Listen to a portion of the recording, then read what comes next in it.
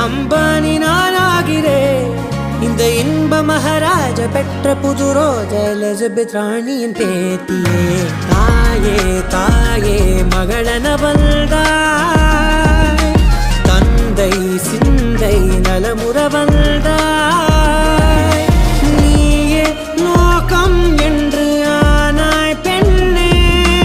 என்னை ஆளும் தெய்வம் நீதான் கண்ணே பெற்றது நானா இல்லை